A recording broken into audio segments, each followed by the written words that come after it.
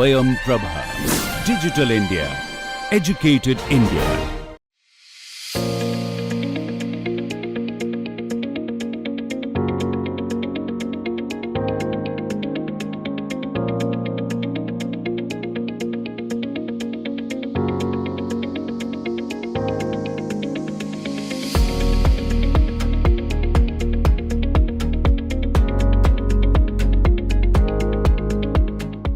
Welcome back.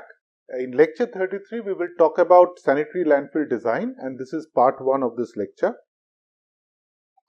The concepts that we will cover are on different kinds of landfill construction, then sanitary landfill operational alternatives, sanitary landfill typical section, liners, drainage layer and covers. So, as we have learnt earlier that every ULB need to make sure that they have a operational landfill site and a properly designed and engineered facility. That's why we call them sanitary landfills. And there are several laws and regulation in this regard. What kind of waste should go to the landfill? What should be the design of the landfill and so on. So, some of this we have discussed earlier. Then we have talked about the landfill siting criteria, that means how and where we should locate landfills, how should we select a particular location.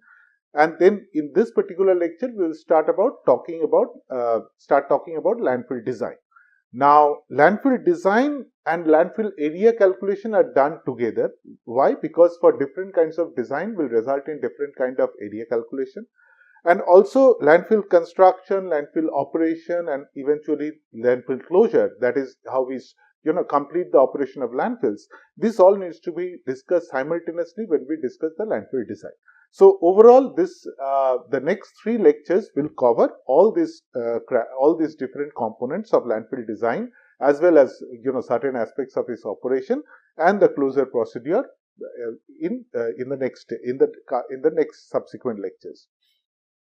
So, when we talk about landfill design, these are some of the aspects that we need to cover. So, one is the geohydrologic and geotechnical assessment. So, that means even before we start the design, we have to conduct this kind of assessments. So, last time when we were talking about landfill siting criteria, we have discussed about this kind of data collection, this kind of inspection that needs to be taken up, and these are the things that needs to be inspected. Then waste stream categorization, that is to understand exactly what kind of waste is coming to the landfill. Now, even though we are only supposed to take waste which are non-biodegradable and also non-recyclable waste, particularly inert waste to the landfills, but as per different ULBs, as per at what stage the ULB is currently in terms of solid waste management, different kinds of waste reaches the landfill, and sometimes we still receive mixed waste in the landfill, which means that there is still organic waste mixed with other waste that comes to the landfill. So, first we need to understand what sort of waste comes to the landfill. Then, what are the operational alternatives? What sort of designs we could think of for the landfill? And within this, according to that, there will be designs for different liner systems, drainage layer, cover. What are these? We will discuss this in detail, but as you understand, liners prevents the flow of leachate into the groundwater. Drainage layer is one where we store the leachate so that it can be collected, and covers are barriers which prevents water to get inside the landfill in the first place. Right. So, these are the different things that we will discuss. Then we will talk about leachate management, landfill gas management, surface water management, groundwater management, water balance analysis. This will be taken up in the next lecture. So, first, we will start talking about the sanitary landfill construction basis. As you can see in this particular image, we have a landfill, and at the bottom we have the landfill liner. So, this is the landfill liner. Liner is the one that layer which prevents water to flow down, the leachate to move below the landfill. That is, it prevents the landfill, the leachate to mix with the groundwater. And as you can see above the liner and as above the liner, drainage layer and all these things that we will discuss in detail later, you see that when there is something called a cell, and then each cell, there is not only one cell, there are multiple cells, right? So, each of these layers of cell that you can see, first cell, second cell, there could be further cells over here as well. So this is the first layer of cells.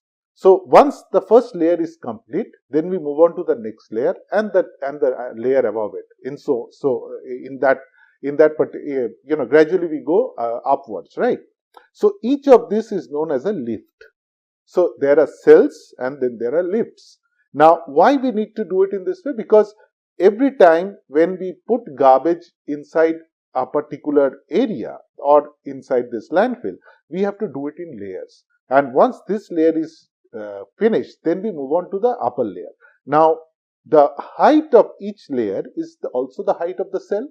Now how do I determine that? The cell's height is determined primarily based on two factors. One is based on the amount of garbage that comes to the landfill site every day, and also based on the physical, the kind of equipment and kind of the process that we adopt to store this garbage or push this garbage into this particular landfill. So based on the the kind of equipment that we use, the height of the cell could be only as per the height of the equipment, because we use mechanical equipment to lift the garbage and put it at a particular location. So that means if I am using a bulldozer like this over here to push the garbage inside, so based on the height of the bulldozer's this face, it will determine the height of the landfill. Similarly, if I have a sort of bucket loader, which is like this kind of a system which lifts the garbage and places it, in that case also we will see that based on the height till which this arm can move, based on that we will determine the height of the cell. So there are typical heights of cell that is possible, and once this layer is finished, one cell at a time, we will finish this, then we will move on to the top. And what it helps is, because we are moving on the top, the vehicle has to move above this particular layer, and automatically because of the weight of the vehicle, the garbage will become further compacted.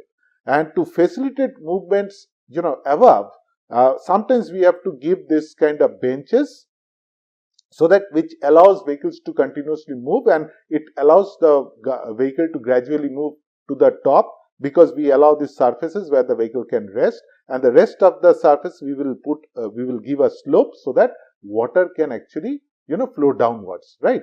So this slope is given so that vehicles can climb along up this slope, and also this slope allows water to come down from the top as well. So, and this benches helps for two purposes. One is it breaks the flow of water, and we will use design surface water drains over here, so that it will collect the water coming down along the slope, capture it, because if I allow the water to travel for a longer distance, then it will gather speed and it will result in erosion. So instead we break it at the different benches, and so it slows it down. At the same point of time, these benches could be used by vehicles to move as well.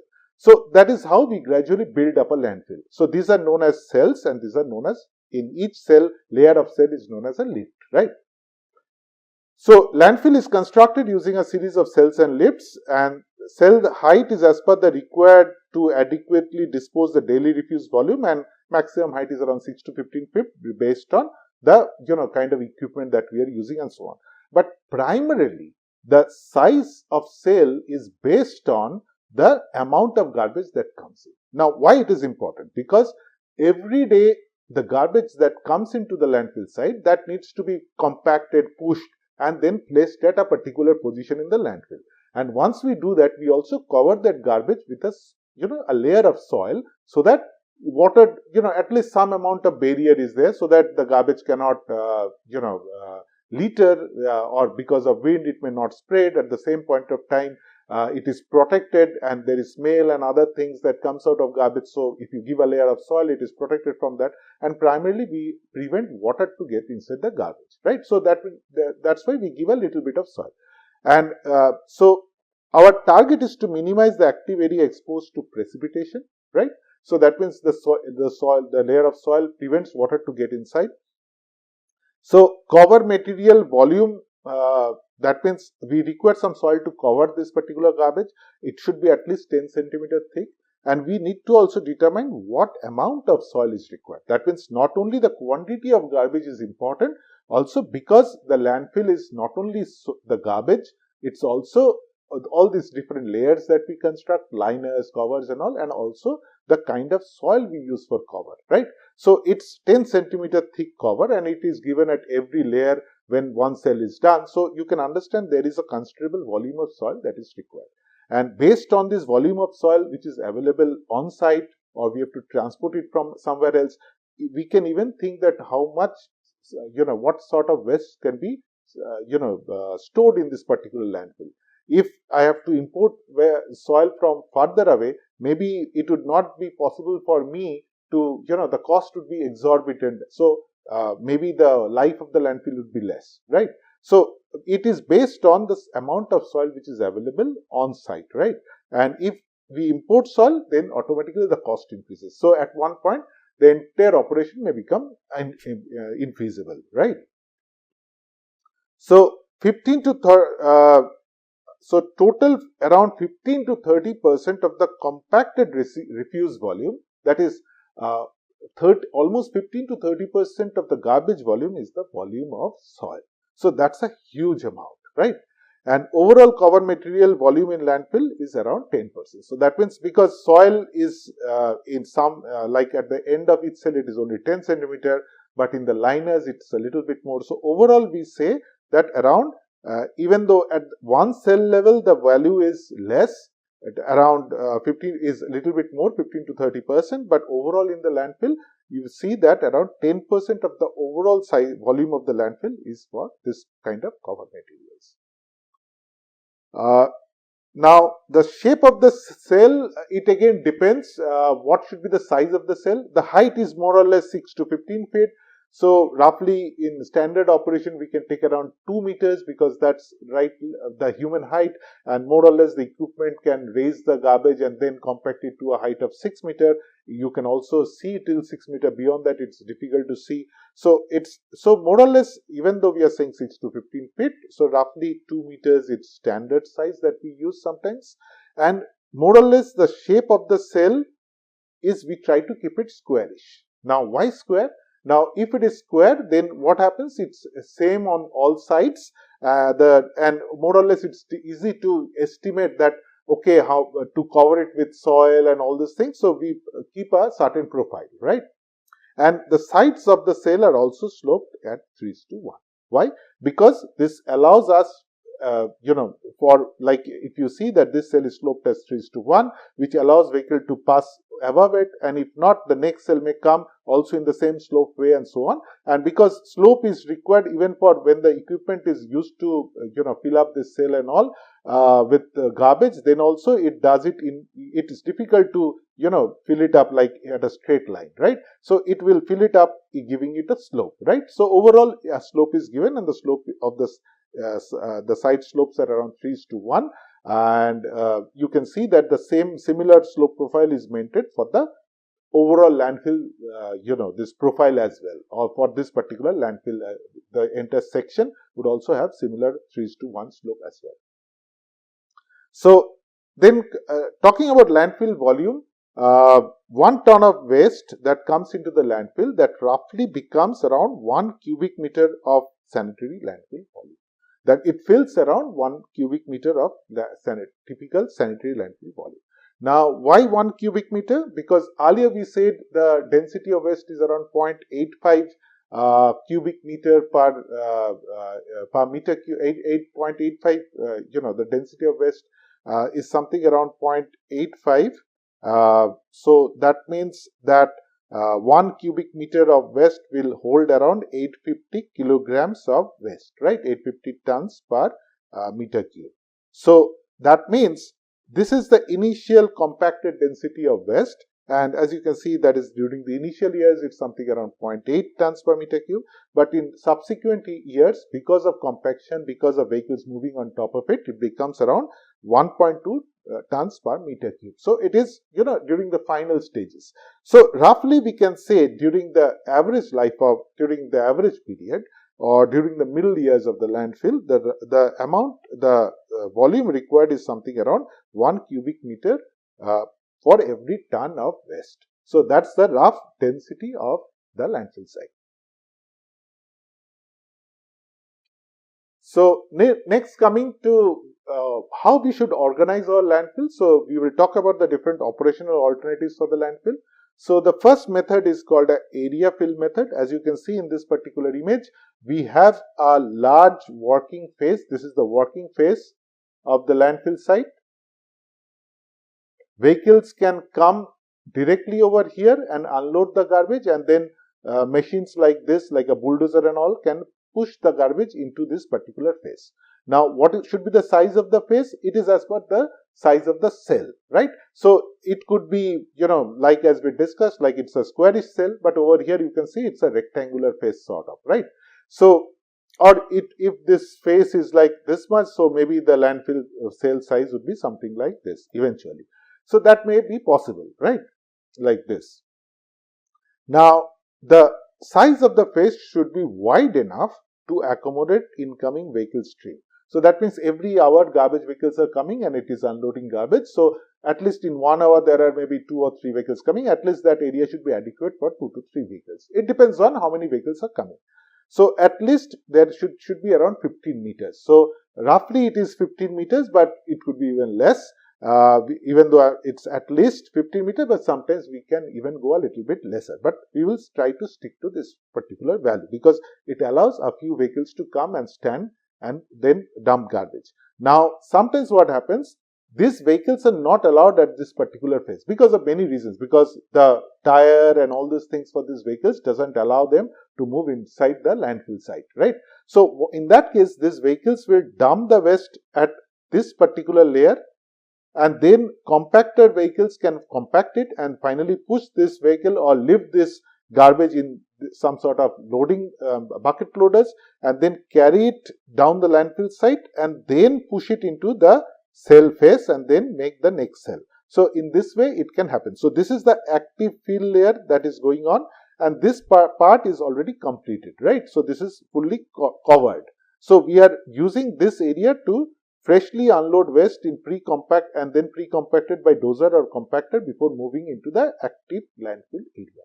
So both can happen. That means we are not allowing vehicles to come to this area because of the nature of the soil, or vehicles may get stuck. So instead they load it, they bring it down to this level, and then we use this kind of bulldozers and bucket loaders to take it down and then push it into the phase where we are actually filling up the garbage. So refuse is then compacted and pushed to the working face layers of lifts of 50 centimeter in thickness, and slope given is 1:3. So every lift is around 50 centimeter, means one layer of lift. Now multiple of this actually makes the total layer of the lift, which will come down to around 6 to 15 feet, right? So at every time a garbage is taken, approximately 50 centimeter of height, it gradually builds up on 50 centimeter height, and finally it reaches a 6 to 15 feet. And once and we compact that particular layer, and finally that's the end of that particular day's operation, and we cover and give a cover on this particular amount of garbage. And so this cover that is given, that is once the cell is finished, we complete putting garbage over here, and then we will put cover over here, right? So this cover material can come from adjacent land. That means soil is excavated from the adjacent area and then we can use it. Imported from borrow pit areas, we can do pits in some other areas and we can import it from other areas as well. And also it could be from previously constructed stockpiles. So this is where we can get our cover material. But look, what we have discussed earlier, that at the end of the day, the more material available at site will lessen the cost of the overall landfill. Then comes the trench fill method, and as you can understand, in this method, it's a little bit different, where we first create a trench, or that is a hole in the ground. So that means we first create a trench like this.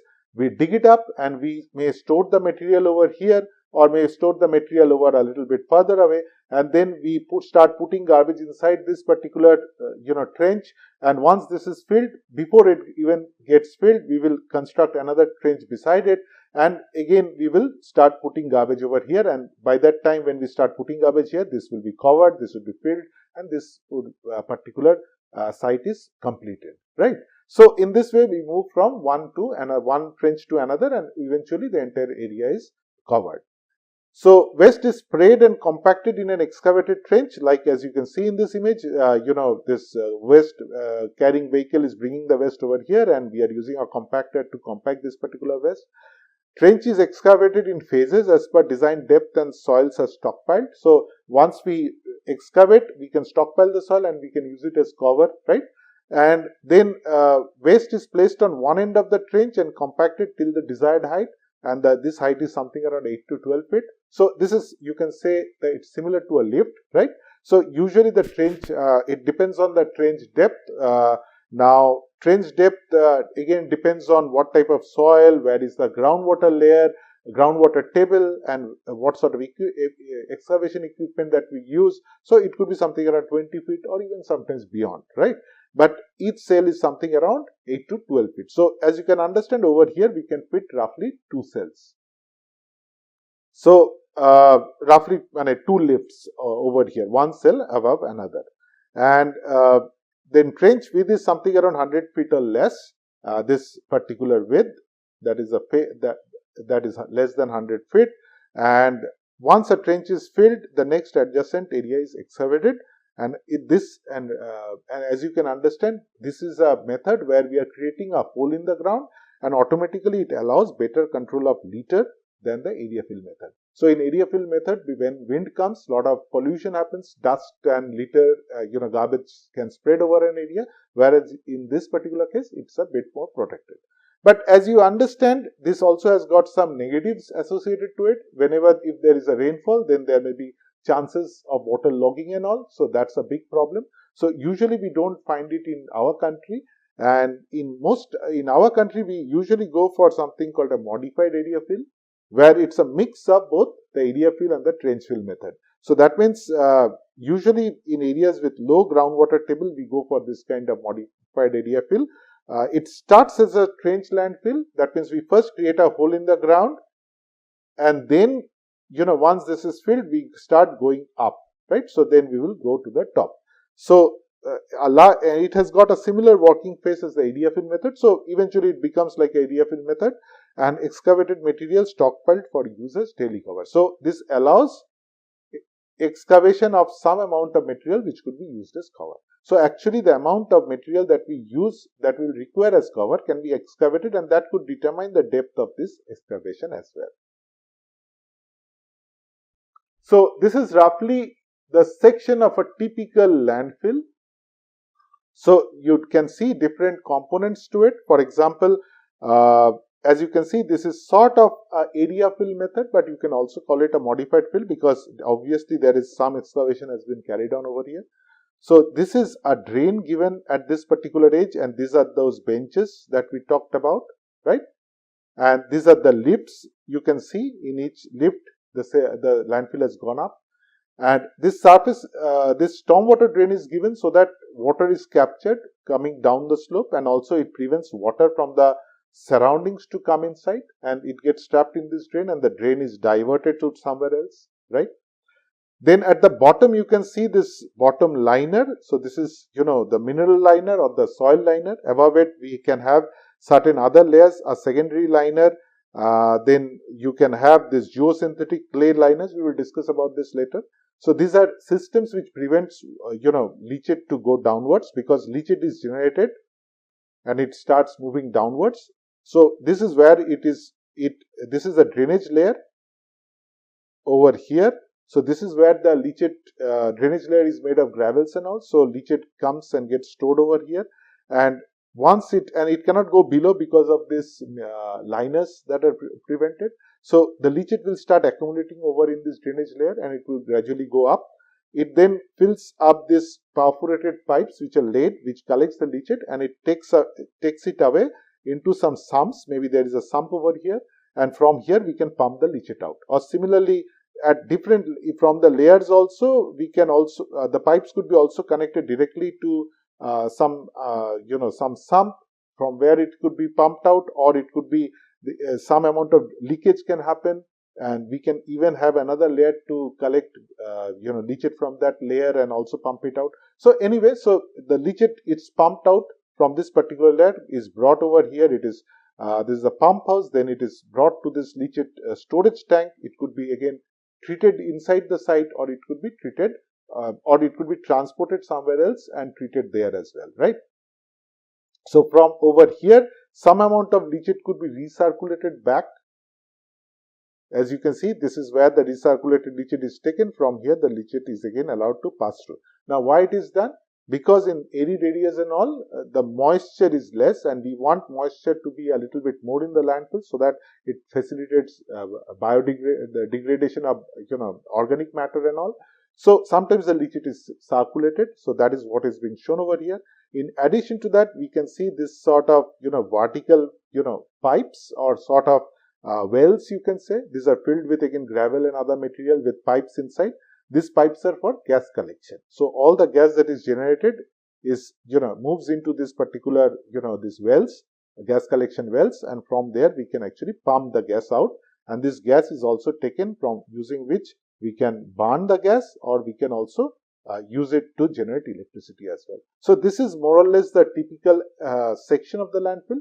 And at the top, we also give a impermeable cap or a cover so that water doesn't get inside the landfill, right? So infiltration cannot get inside the landfill. Even so, some amount definitely will get inside, but we will try to our best of our abilities not to allow water to get inside. Then we will discuss about the liner systems. As we discussed earlier, liners are designed to prevent the movement of potential harmful pollutants beyond the boundaries of the landfill. So that means it's a barrier layer which prevents movement of leachate outside the landfill site. And the idea is to collect the leachate within the landfill itself and then pump it outside and then take it for treatment or for transportation to a different treatment site. So the liner should be designed in such a way so that it has very, very low permeability. That means it's a layer of, you can say a liner is nothing but a layer of soil. But the soil layer should have very low permeability. So automatically when the native soil doesn't have that much amount of permeability, we should have something extra to make it more non-permeable. For example, we can mix some cementous materials to make it more solid so that we reduces its permeability. So we can use clay or we can use amended soil. Amended soil is soil mixed with some amount of cementous material like bentonite clay and so on, right? And you can see that the system is designed, it has got several layers. So one is the bottommost layer, which is the original soil of that particular place. And after that is the liner. Usually it's a 90 centimeter thick liner, and it includes 3 layers of clay or amended soil, and each layer is 30 centimeter thick, and the permeability is 1 into 10 to the power minus 7 centimeter per second. It should be less than 1 into 10 to the power minus 7 centimeter per second. So that's the permeability allowed for soil in this particular case. But if the native soil is not that doesn't have, it's more permeable than this, in that case we may go for a geosynthetic clay liner, which is sometimes we use a geosynthetic clay liner, which is like a bentonite clay sandwich between some geotextiles. Geotextiles are fabric material which allows passage of the leachate. Now, what it says is, why we do that? Because sometimes what happens, when we have 2 different layers of, soil, one is very, very highly compacted and the other is allows, it's a sandy soil, allows passage of leachate, right? So, how do I differentiate these two? So, that means there has to be some form of barrier so that water can pass, but the soil materials will not mix with each other, right? So, or I have got the waste layer and then I have got the drainage layer, right? So, waste and drainage should not mix. So, there has to be something intermediate, right? So, that is where sometimes we use this geosynthetic liners, right? So, sometimes the geosynthetic liners along with some amended soil, that is using bentonite clay, we can create a layer which is like a sandwich layer in between, which can prevent movement of leachate. So, along with that, we can reinforce this entire system. So, either we go with soil or amended soil or with geosynthetic liner and all, and Along with that, we can also put a plastic layer as well, a sort of plastic, right? So HDPE liner is also utilized. So HDPE is high density polyethylene plastic layer, right? So this kind of, along with soil, we can use this plastic layer, which definitely prevents movement of leachate below. And this is a high density membrane, and standard thickness is 1.5 millimeter. And so this prevents water to go down in case the soil is not good enough, right? So liners some is required in most sanitary landfills, except in areas which are very, very dry, and with expert consultation we can avoid also putting certain liners. So as you can see over here, this is that HDPE liner which is being given, which is being laid on the top. So this kind of liners are laid at multiple, maybe at the top as well. So usually along with covers also, liners are given at the bottom. At the top also we can have some top liner, which is also known as, a cover system, right? So that means this kind of synthetic sheets are also utilized along with soil as well. So HDP liner, how do I decide on a liner, on a particular liner, right? So we have to understand some of its properties. So will it tear? Will it puncture? Will it resist movement of vegetation? That means some seeds and all are always there, and vegetation can start growing. So it should be creep resistance, adequate thickness, and so on. Then we have to also be careful about the overlapping of the liners. With the overlapping, welding, we have to weld these two layers together so that there is no movement through with these two layers, right? Then this should be as per the manufacturer recommendations. Then we should not be driving on this liners. That means once the liner is laid, we cannot drive on it directly. That means we cannot run the vehicles because it will tear the liner definitely. Every welding seam needs to be checked, and for stability, density and thickness, so that there is no leakage, right? Now, the membrane selection, it could be HDPE, which is very common in the Indian context, but based on weathering resistance, soil compatibility, resistance to biological attack, physical suitability, compatibility with waste, we can select other liners as well. What are these? It could be butyl rubber, chlorinated polyethylene, ethylene propylene rubber, neoprene, polyethylene low or high density. In our case, we use high density. Polyvinyl chloride or PVC sheets, right? So all this could become liners in a landfill. So directly HDPE liner is not provided on the soil or below the waste, so it has to be protected using a geotextile or a layer of silty soil. So that means it's a buffer layer between the waste and the liner. Otherwise, because of the pressure of the waste, because of certain material in the waste, there may be a tear in the liner. So that's why we require a protection layer. Usually this layer is 20 to 30 centimeter thick. And the base liner is also known as the base sealing system. Similarly, the surface sealing at the top also we may sometimes use some liner as well. Geotextiles are given above the drainage layer. So we have the bottom liner, then we have the drainage layer, and then above that we are given some geotextiles, and then above that we have the waste. So we allow water to go through the geotextile, but we don't allow waste to mix with this particular burial layer. And then it allows the water to go inside the drainage layer finally, but the waste doesn't mix with the drainage layer, right? So that's the purpose of this silty soil or the geotextile layer. And once this is collected in the drainage layer, we can have our geosynthetic HDPE, our HDPE liner or some amended soil or clay below it, and so that it prevents the movement of leachate from this drainage layer further down.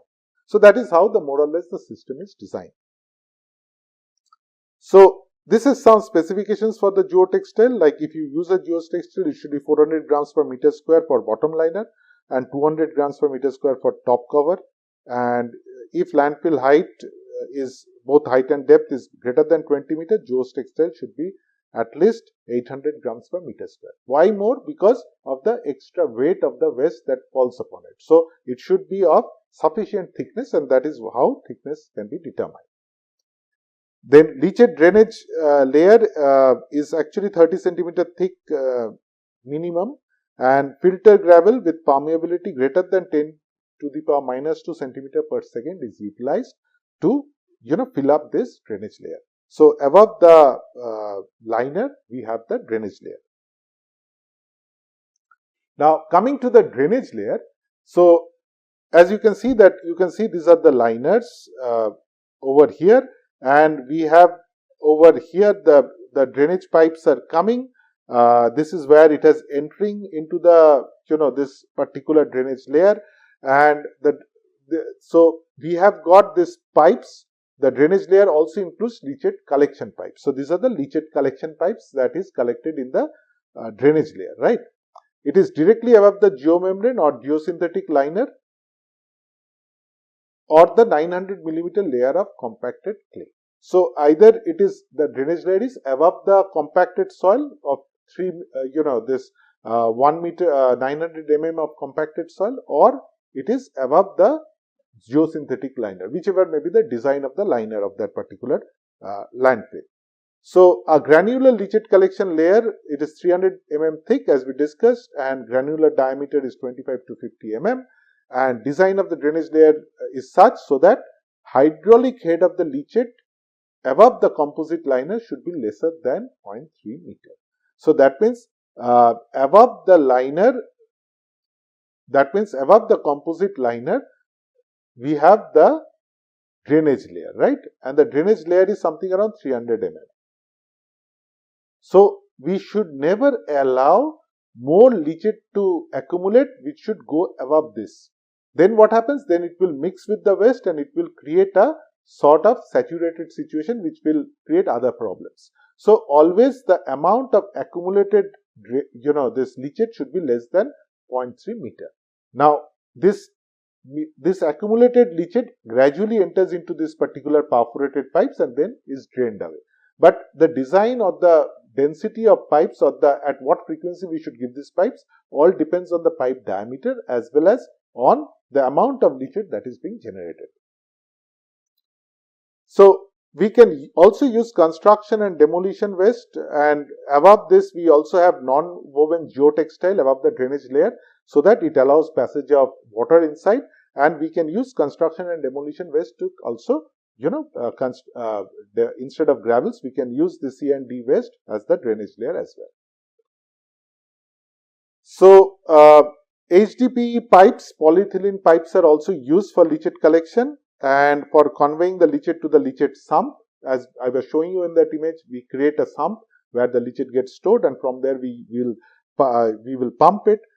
Pipes with adequate flow capacity and structural resistance. Why structural resistance? So that it can withstand the load above, right? Load of garbage above. And collection pipes are perforated, and perforation size should be such that it prevents entry of gravel, but it allows adequate flow of leachate. So this is how a leachate collection layer looks. You can see over here, this is the HDPE membrane. This is the clay soil, and as you can see, the base is created, the mineral layer, sealing layer, liner, or the clay layer is first laid, and then we are laying the pipes. Of course, we put some sand, and then over that we lay the pipes, and we have to weld the pipes together, and these pipes are perforated, and above the pipes we cover it with the drainage layer like this, right? So this is how a landfill construction is going on. This is how it is covered with this synthetic liners and so on. So before we even start construction, we have to create some test fields. That means this is again the process of construction of a landfill. So these test fields are created with the designs that we propose for the liners and the drainage layer and so on, so that we can see that how it performs in the local area, right? Because every area is different, weather is different, the soil conditions are different, so we have to test it. So we check the sanctity of the liner system. We can drive trucks on this particular test field, determine its density, how much it is deformed, proctor density, that means how much moisture and how much it can be compacted, water permeability, moisture content, effect of compacted equipment. All these things could be evaluated in this test field, and finally we come with a final design. Accordingly, we create the liners. Then comes, we have talked about liners, which is at the bottom, but we also give sort of liners at the top, which we also known as cover, right? So we will call them as covers. So cover material could be either soil and other inert waste. It could be C&D waste, street sweeping waste, or dry drain cleaning silt. This could be used as the top cover material. It is applied through a bulldozer by pushing it, or a wheel loader by spreading it out as evenly on that particular waste surface. Side slopes are also covered. So this is how the overall cover looks like. So cover is done in many stages. As we discussed earlier, that at the end, at each cell is done, we put a soil cover, right, 10 centimeter. Now once a group of cells are done, and then we move on to maybe another area. So that means we have to, in that case, provide an intermediate cover. Why? Because this area is left unattended, precipitation may happen and water may get inside. So we need to, instead of just a 10 cm cover, we know that we are giving 10 cm because the next day again we will work on it, we will give another 10 cm. So in that way it will go on, right? But if I am leaving a space, this area alone, that means more or less this work is temporarily done in this particular area.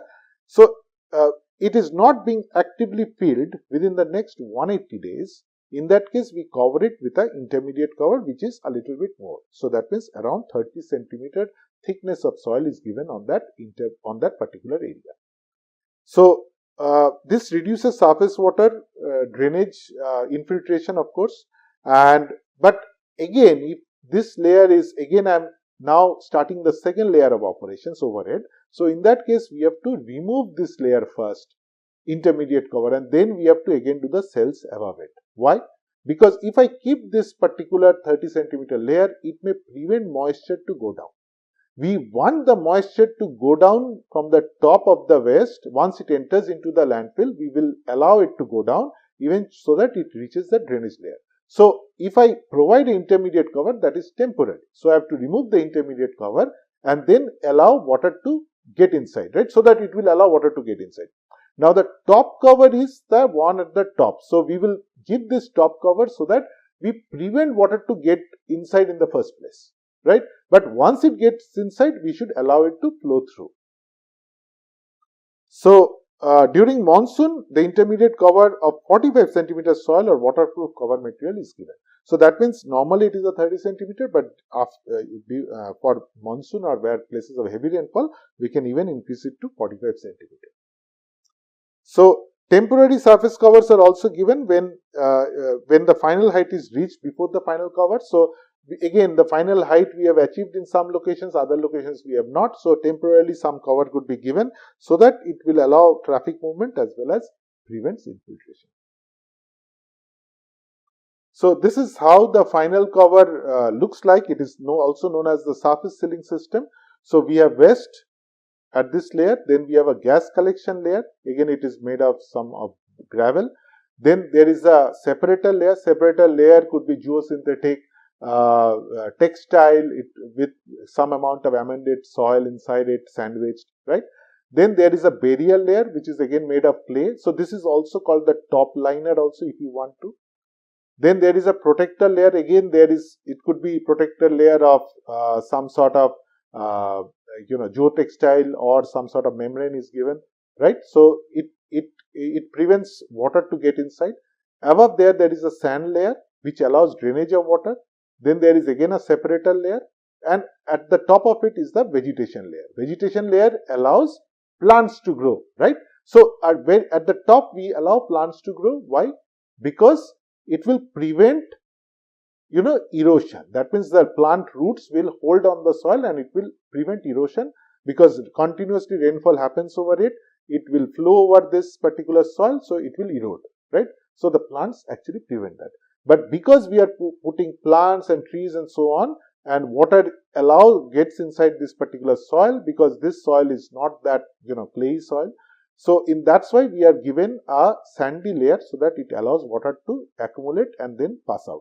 Below it, we give this top cover, or the entire thing is the top cover, but here you can see this is the top liner, and this is where we put this clay soil so that water doesn't penetrate, but still, of course, some water will get inside. And then we have the gas collection layer, and finally there is waste, and below that again, after different cells, we will have the drainage layer as well as the bottom liner.